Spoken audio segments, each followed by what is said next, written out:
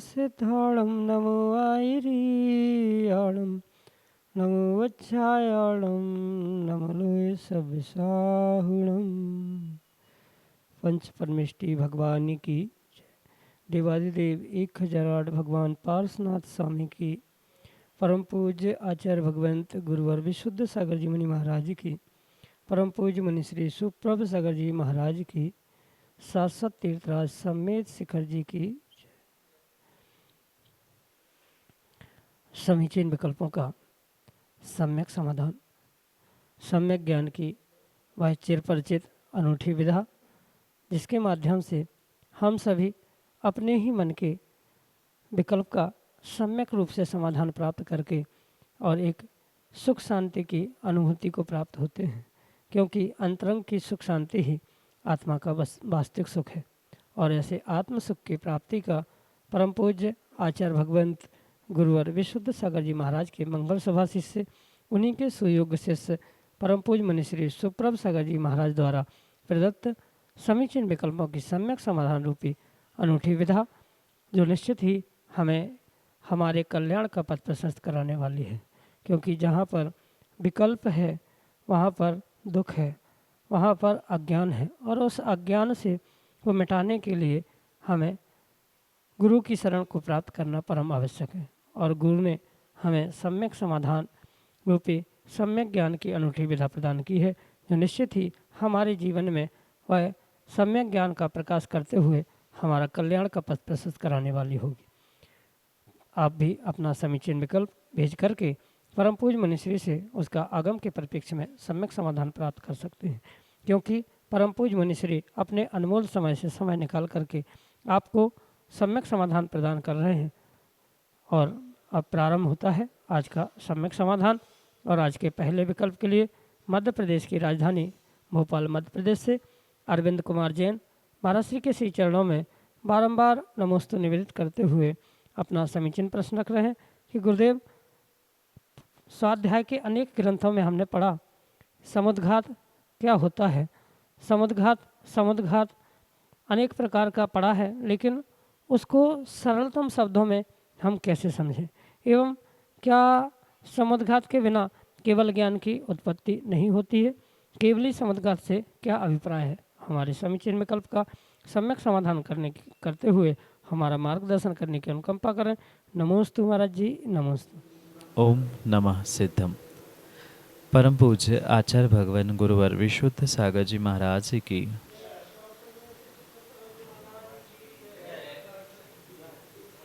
अपने आत्मा के प्रदेशों को मूल शरीर को छोड़े बिना उसे बाहर करना और पुनः उस शरीर में प्रविष्ट करवाना, ये जो जीव की आत्मा की प्रवृत्ति है, क्रिया है, उसे ही आचार्य भगवंतों ने समुद्घात कहा है। स्पष्ट रूप से ये एक ऐसी विशेष प्रक्रिया है जो लगभग सभी आत्माएं अपने जीवन वृत्त में, अपनी पर्याय में किसी न किसी प्रकार से प्राप्त करते।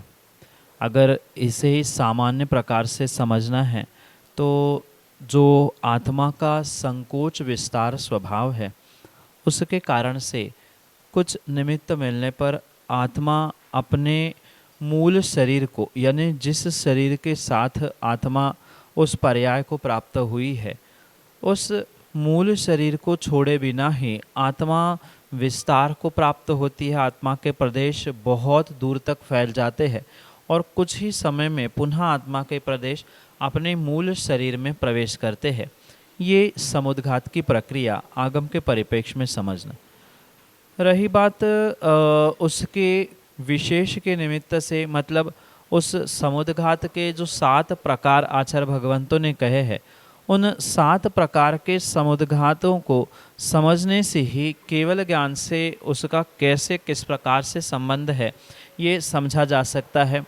जो वेदना समुद्घात, कषाय समुद्घात, मारणांतिकी समुद्घात आदि 7 समुद्घातों में से जो एक अंतिम समुद्घात है जिसका नाम है केवली समुद्घात, वह केवली समुद्घात ही मात्र केवल ज्ञान से संबंध रखता है, अन्य 6 प्रकार के जो समुद्घात के भेद या प्रकार कहे उसका किसी भी प्रकार से केवल ज्ञान से तारतम्य संबंध नहीं हो सकता, क्योंकि वो तो सामान्य रूप से अन्य प्रकार के भी जीव करते हैं, पर जो केवली समुद्घात कहा जाता है वह मात्र और मात्र केवली भगवान ही प्राप्त करते हैं। और केवली भगवान अपने केवल ज्ञान के उपलब्धि के बाद, यानी केवल ज्ञान को प्राप्त करने के उपरांत, जब शेष 4 कर्मों की स्थिति को वह एक समान करने का प्रयास करते हैं, यानी कि अन्य कर्मों की स्थिति अधिक होने पर आयु कर्म को के बराबर उनको करने के लिए जो पुरुषार्थ आत्मा के प्रदेशों को फैलाने रूप केवली भगवान करते हैं, वही केवली समुद्घात के रूप में स्वीकार किया जाता है। और मात्र 7 समुद्घातों में से यही एक ऐसा समुद्घात है जो केवल ज्ञान से संबंध रखता है। अन्य 6 प्रकार के एक समुद्घात एक सामान्य जीव भी कर सकता है। आवश्यकता नहीं है कि उसका कोई केवल ज्ञानी से कोई संबंध तारतम्य बनता हो। जब ये केवल ज्ञान को प्राप्त करने वाले केवली भगवान का जब ये कर्मों का एक समान करने का पुरुषार्थ प्रारंभ होता है, उसी समय पर वह केवली भगवान उस केवली समुद्घात को प्राप्त करते हैं। और केवली समुद्घात भी एक नहीं अपितु 4 प्रकार का है। तो उस 4 प्रकार के केवली समुद्घात में जब अंतिम लोकपूर्ण समुद्घात होता है, उस समय पूरे केवली भगवान के या केवल ज्ञान प्राप्त करने वाले उन जीवों के पूर्ण रूप से आत्मा के प्रदेश 3 लोक में फैलते हैं और पुनः उसी क्रम से, जिस क्रम से दंड, प्रतर, प्रस्तार आदि करते हुए विस्तार को प्राप्त होते, पुनः संकोच को प्राप्त होते हुए मूल शरीर को प्राप्त करते हैं। इसलिए सामान्य रूप से इतना ही समझना, जो अपने मूल शरीर को पूर्ण छोड़े बिना कुछ आत्मा के प्रदेशों को विस्तार को प्राप्त कराते हुए पुनः संकोच की जो प्रक्रिया है, यह समुद्घात है। 7 प्रकार में से 6 प्रकार केवल ज्ञान से संबंध नहीं रखते। मात्र एक केवली समुद्घात जब आयु और शेष कर्मों की स्थिति समान करने की प्रक्रिया जब केवली भगवान करते हैं, तभी वह केवली समुद्घात केवल ज्ञान से संबंधित होते हुए केवली भगवान करते हैं। यही आपके लिए सम्यक समाधान। श्रीमती ममता जैन महाराज श्री के चरणों में बारंबार नमोस्तु निवेदित करते हुए अपना समीचीन प्रश्न रख रहे हैं कि महाराज श्री, भगवान के माता का पिता बनने के लिए पंचकल्याणक में एक श्रावक की क्या योग्यता होना अनिवार्य है? क्या जो भगवान के माता पिता होते हैं वे नियम से मोक्ष के पात्र होते हैं? पंचकल्याणक आदि महान महोत्सवों के निमित्त से जो विशेष पात्रता को प्राप्त करने वाले जीव होते हैं, जैसे सौधर्म, कुबेर या माता पिता आदि, वास्तव में उनकी कुल की, परिवार की आदि की शुद्धि, उनकी एक धार्मिक प्रवृत्ति आदि भी साथ साथ देखने की आवश्यकता है। क्योंकि सौधर्म, कुबेर आदि पद तो सामान्य रूप से बोली आदि के माध्यम से चयनित किए जाते हैं, पर जो वास्तविकता में माता पिता जैसा महान पद होता है, वह मात्र धन के लालच में नहीं अपितु उन व्यक्तियों की धर्म के प्रति, मोक्ष मार्ग के प्रति, सच्चे देवशासक गुरु के प्रति क्या कितनी आस्था है, कैसा उनका समर्पण है, इन सभी बातों को समझकर ही उनकी पात्रता का निर्णय करने की आवश्यकता है। क्योंकि वर्तमान में कई सारे स्थानों में मात्र धन को महत्व देते हुए ही उनका चयन किया जाता है। जो अधिक पैसा देता है उसको सबसे पहले पात्रता प्रदान की जाती है। तो ये आगम के परिप्रेक्ष्य में व्यवहारिकता की अपेक्षा से भी उचित समझ में नहीं आता, क्योंकि ऐसा कोई ठोस प्रमाण प्रतिष्ठा ग्रंथों में माता पिता के विषय में प्राप्त नहीं होता। पर ये ध्यान रखें कि जो पंचकल्याणक आदि के निमित्त से माता पिता का एक श्रेष्ठतम पद है, पात्रता है, वह वास्तव में उसकी समाज में क्या प्रतिष्ठा है, उसका धर्म के प्रति क्या रुझान है, क्या प्रतिदिन वो अभिषेक पूजन करता है या मात्र धन दौलत से ही दिखावा करते हुए उस पद को प्राप्त करना चाहता है। साथ में उन व्यक्तियों के बारे में, मतलब जो पात्र बनना चाहते हैं, ऐसे दंपति के बारे में, उनके मोक्ष मार्ग के प्रति आगे बढ़ने के कितने भाव है, उनका क्या रुझान है, क्या वास्तव में आने वाले समय में वे प्रतिमा ग्रहण करना या प्रतिमाओं को बढ़ाते हुए मोक्ष मार्ग में बढ़ने का विचार कर पा रहे हैं, करते हैं या नहीं करते, आदि सबका विचार करते हुए ही उनको पात्रता प्रदान करने की आवश्यकता है। पर चूँकि हम आप मात्र कह ही सकते हैं, पर वहाँ की व्यवस्था कैसी है, कमेटी या अन्य भी प्रतिष्ठाचार आदि पर ये जो विषय निर्भर करता है, उनको ये तो कम से कम देखना ही पड़ेगा कि घर परिवार के प्रति, समाज के प्रति क्या वे धर्म को लेकर या व्यवहारिकता को, लौकिकता को लेकर कुछ अंशों में धर्मनिष्ठ है कि नहीं, व्यवहारिकता को वे समझते हैं कि नहीं, अपने माता पिता की सेवा करने की उनमें शक्ति है कि नहीं या भाव है कि नहीं। यहाँ तो घर में पड़े हुए माता पिता को वो सम्मान नहीं दे पा रहे हैं, उनकी सेवा नहीं कर पा रहे हैं और स्वयं माता पिता बनने का सौभाग्य प्राप्त करना चाहते हैं, तो ये किसी प्रकार से मुझे उचित नहीं लगता। सर्वोत्कृष्ट बात तो यही है, जो मोक्ष मार्ग पर आगे बढ़ने का विचार करता है या जो वर्तमान में भी रात्रि भोजन त्याग या प्रतिदिन पूजन पाठ आदि आदि जो जैन धर्म के कुलाचार है, घर परिवार, सच्चे देवशास्त्र, गुरु, माता पिता, बेटों को सबको साथ लेते हुए पूरे समाज जनों का एक उत्कृष्ट स्थान श्रद्धा का बन रहा है, विश्वास का बन रहा है, तो ही वह माता पिता बनने की योग्यता प्राप्त कर सकता है। अन्यथा पैसे देकर पात्रता प्राप्त करना वर्तमान के परिप्रेक्ष्य में किंचित भी कठिन नहीं है। इसलिए उनकी योग्यता क्या है, उनका धर्म के प्रति रुझान, भविष्य में क्या निर्णय करना है, वर्तमान में समाज परिवार के साथ उनका कैसा व्यवहार है, ये सब कुछ देखते हुए ही उनको उस ऐसी उत्कृष्ट पात्रता को प्रदान करने की आवश्यकता है। यही आपके लिए सम्यक समाधान। अनिकेत जैन, भोपाल, मध्य प्रदेश से महर्षि के श्री चरणों में कोटि कोटि नमस्ते निवेदित करते हुए अपना समीचीन प्रश्न रख रहे हैं कि महाराज जी, जैसे कोई व्यक्ति है असाध्य बीमारी आदि से ग्रसित है, जो भगवान का अभिषेक नहीं कर सकता, तो क्या उन्हें भगवान का अभिषेक देखने से वही फल मिलता है? हमारे समीचीन विकल्प का सम्यक समाधान करने की अनुकंपा करें।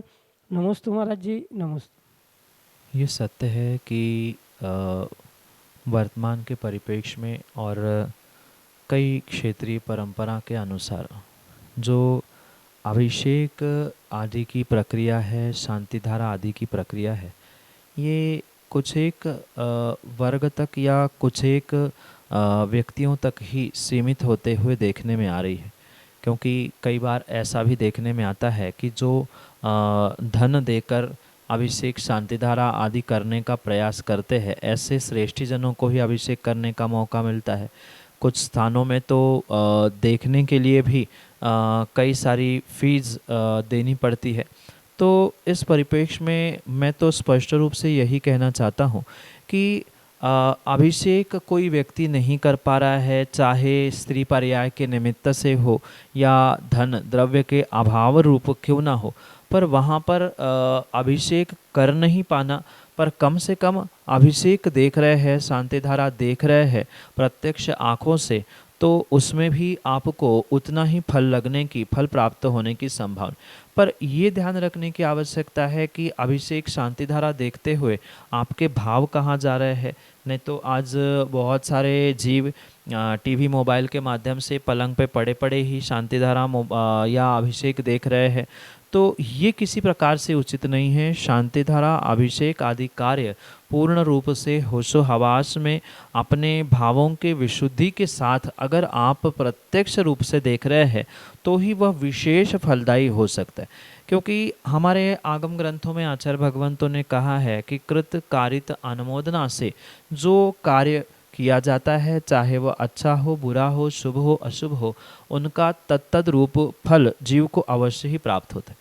इसलिए जो अभिषेक नहीं कर पा रहे हैं तो वह अगर अनुमोदित कर रहे हैं उन क्रियाओं को, दूसरों को कराने के लिए प्रेरणा दे रहे हैं, तो नियम से कारित और अनुमोदना का पुण्य कार्य का फल उन्हें शुभ रूप पुण्य रूप अवश्य ही मिलेगा। उसमें किसी प्रकार से कोई दोष नहीं है, क्योंकि क्षेत्रीय व्यवस्था और मर्यादा इनको मायने रखते हुए अभिषेक करने की जो व्यवस्था या शांतिधारा आदि की व्यवस्था जो मर्यादित की करते हुए या की जा रही है, ये कार्य मात्र और मात्र देखने तक ही नहीं अपितु भावों की विशुद्धि के साथ उसे देखने का आप प्रयास करें।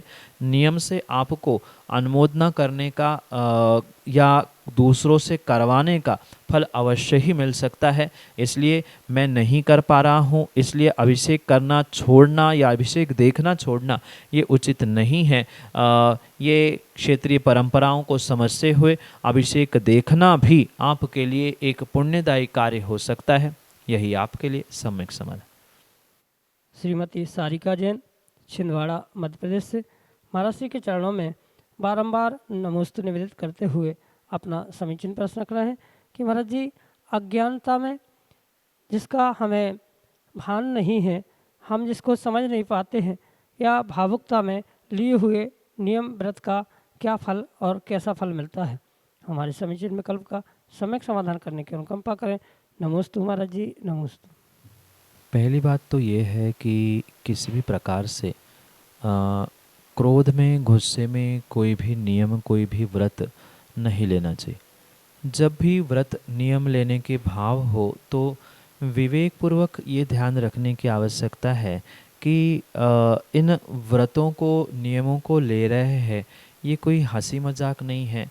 गुस्से में या क्रोध में या किसी भी कषाय के निमित्त से अगर व्रत नियम लिए जा रहे हैं तो उसका फल कहाँ, कैसे और कितना मिलेगा, ये भी सोचनीय बात है।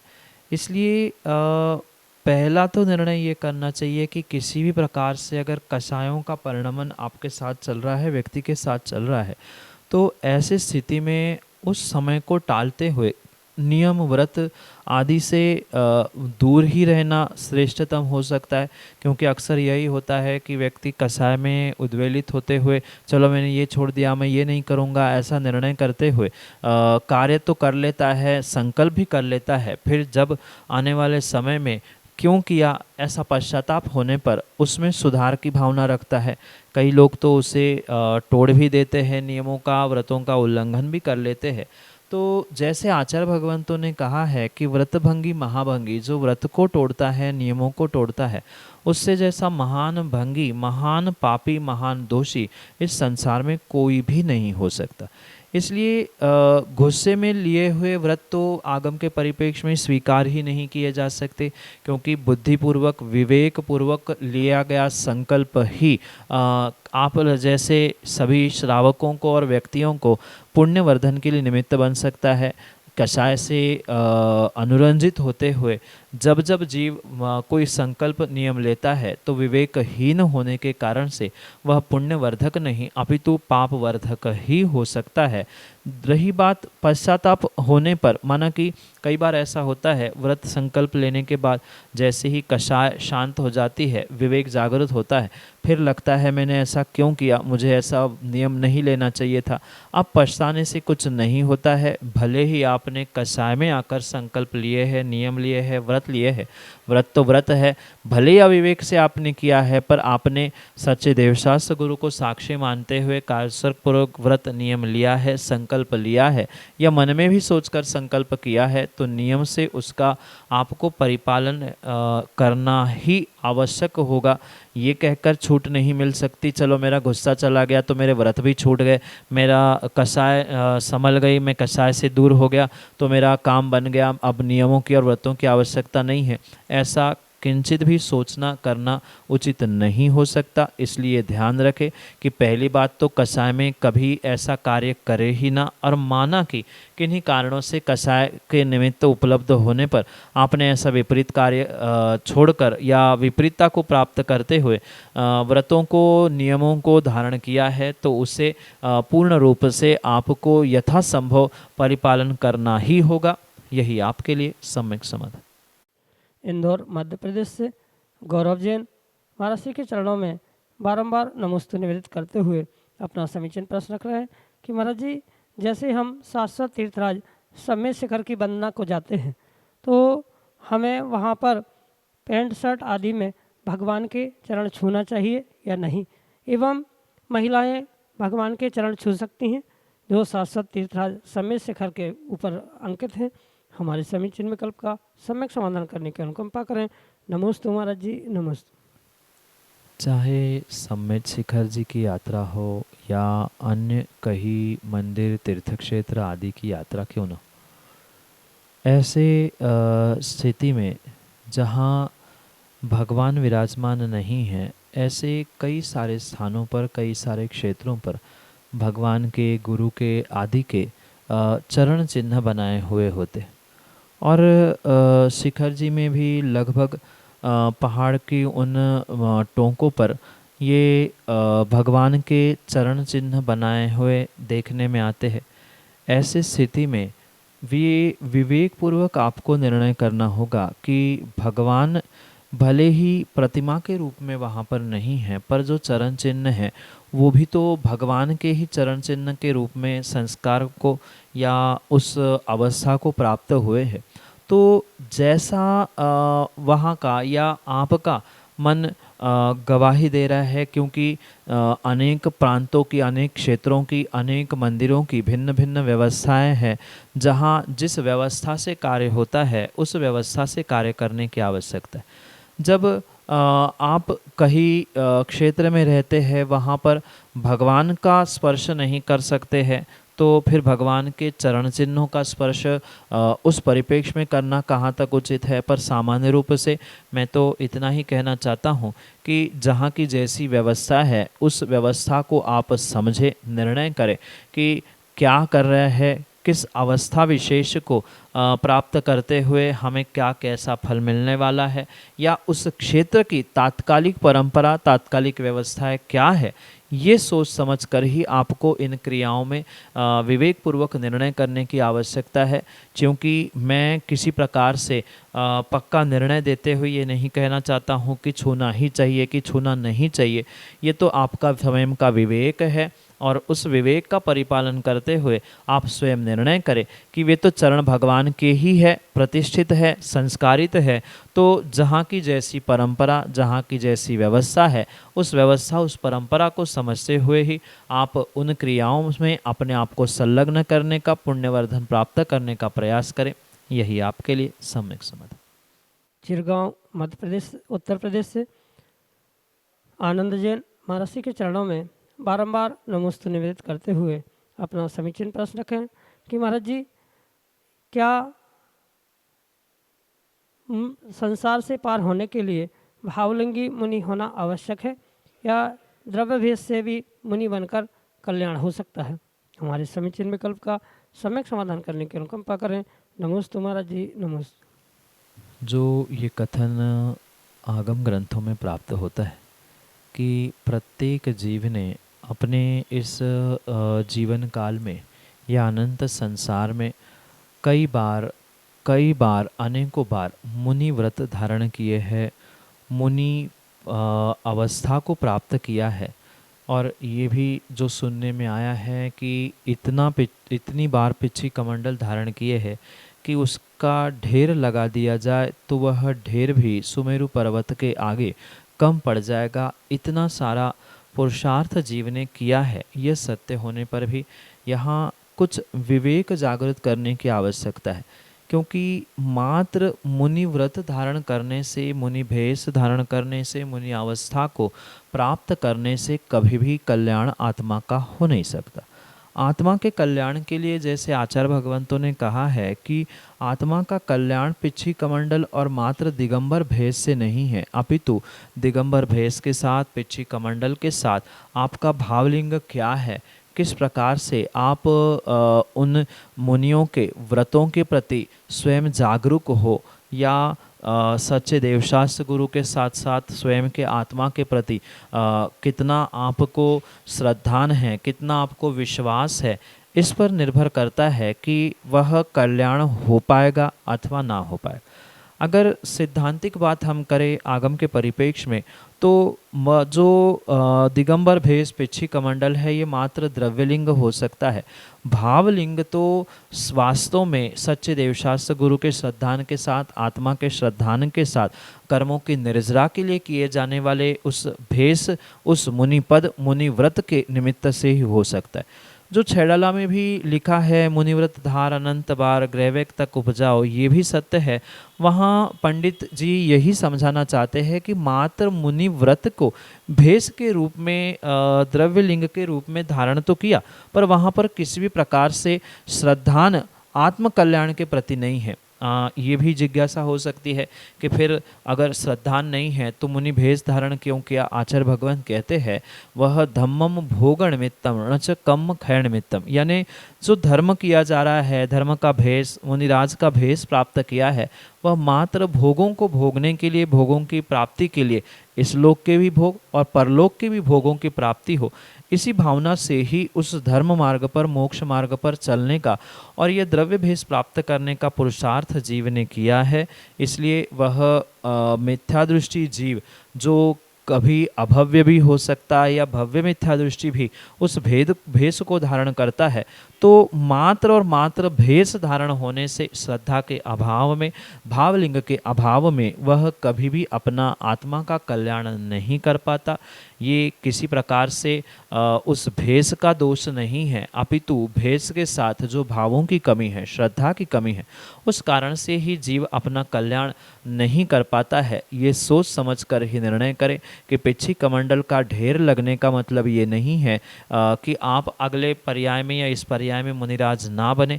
निषेधात्मक कथन करने वाले इस संसार में बहुत सारे जीव हैं जो एकांतिक विपरीत कथन करने वाले मिथ्या दृष्टि तत्वों के निर्णय के रूप में ये कहते हैं कि इतनी बार बन चुके, अब मुनि क्यों बनना है, बिना मुनि बने ही कल्याण होगा। तो ये भी संभव नहीं है, बिना मुनि बने भी कल्याण नहीं होगा और मात्र मुनि बने भी कल्याण नहीं होगा। वहाँ मुनि के विषय में भावलिंगी तत्वों पर श्रद्धान, आत्मकल्याण की भावना, कर्मों की निर्जरा की जो उद्देश्य है, इनके साथ साथ ये दिगंबर भेष, महाव्रत, पिछी कमंडल, इन सबकी उपलब्धि है तो ही जीव अपना आत्मा का कल्याण कर सकता है, अन्यथा मात्र भेष से नहीं। यही मुख्य अभिप्राय वहाँ पर समझना होगा, जो कि आपके लिए सम्यक समाधान से।